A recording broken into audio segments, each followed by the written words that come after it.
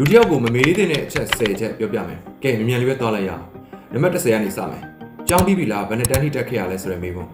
လူတစ်ယောက်ရဲ့ပညာရည်ချင်းကိုဓာတ်ရိုက်မေးတယ်မှာဘူးခုကာလမှာဆိုရင်ပို့ပြီးတော့သတိထားရမှာပါနံပါတ်9ကအလုပ်မှာဘာတွေလုပ်ရတာလဲပြင်ပန်းလားဒီလိုမေးခွန်းမျိုးကိုအထူးသဖြင့်နိုင်ငံခြားရောက်နေသူတွေကိုပို့လို့တော့မမေးသင့်ပါဘူး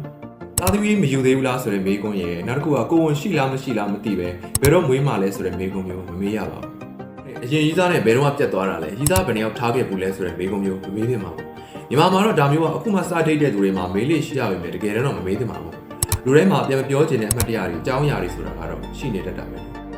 နံပါတ်6ကအိမ်အောင်ပြုတ်သေးဘူးလားပြုတ်တော့လေးဆိုတဲ့မေးခွန်းဟာလူတစ်ယောက်ရဲ့ဘဝအပေါ်ထားတဲ့စံနှုန်းနဲ့သူ့ရဲ့လိမ်စိတ်တင်းညွတ်မှုကိုမလေးစားရကြပါဘူးဘဝလာတယ်တော့ပိန်သွားတယ်တော့ဆိုတာမျိုးမပြောရပါဘူးဘဝတွေလို့ပြောတာကြိုက်တဲ့သူရှိသလိုပိန်တယ်လို့ပြောတာကိုကြိုက်တဲ့သူလည်းရှိတယ်ကျမ်းမာရေးကတောက်နေရတဲ့ဆေးတွေကြောင့်ခန္ဓာကိုယ်ပုံစံပြောင်းလဲတတ်တာမို့လို့လူတစ်ယောက်ရဲ့ကျမ်းမာရေးအခြေအနေကိုပေါ်ရင်ကြည့်ပြီးတော့မှဒီလိုမေးခွန်းမျိုးကိုမမေးသင့်ပါဘူးလစာဘယ်လောက်ရလဲ bonus ရောရလားဆိုတဲ့မေးခွန်းမျိုးလည်းမမေးသင့်ပါဘူးကိုယ့်ရဲ့လစဉ်ဝင်ငွေကိုကိုမိသားစုဝင်တွေသိထားရင်ပဲလုံလောက်ပါနံပါတ်3အိမ်ကဘယ်နားမှာလဲဘယ်လမ်းလဲဆိုတာမျိုးမမေးသင့်ပါဘူးဇာတိချင်းတူလို့ဖြစ်ဖြစ်မိတ်ဆက်ခြင်းနဲ့ဆိုရင်ဘယ်မျိုးလဲဘယ်အပိုင်းလဲလို့မေးရင်ရပါတယ်ခုခေတ်မှာကိုယ့်အိမ်ကိုသတင်းကိုပြောပြတာကောင်းပါတယ်နံပါတ်2ကဘာသာရေးခံယူချက်တွေနိုင်ငံရေးခံယူချက်တွေမေးသင့်ပါဘူးဘယ်ပါတီကိုထောက်ခံလဲဘယ်ဘာသာတရားရဲ့ယူဆကိုလက်ခံလဲဆိုတဲ့မေးခွန်းဘယ်သူကမဆိုမေးလာခဲ့ရင်မဖြေဘဲနေခွင့်ရှိပါတယ်ကဲနောက်ဆုံးနံပါတ်1အသက်ဘယ်လောက်ရှိပြီလဲဘယ်နှခုနှစ်မွေးတာလဲဆိုတဲ့မေးခွန်း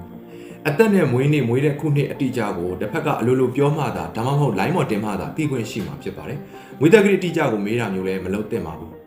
။ကျွန်တော်ခုပြောသွားတဲ့အချက်တွေအားလုံးကလူမှုဆက်ဆံရေးနဲ့ယဉ်ကျေးမှုဆိုင်ရာ attitude expert တွေရဲ့ research ဖြစ်ပါတယ်။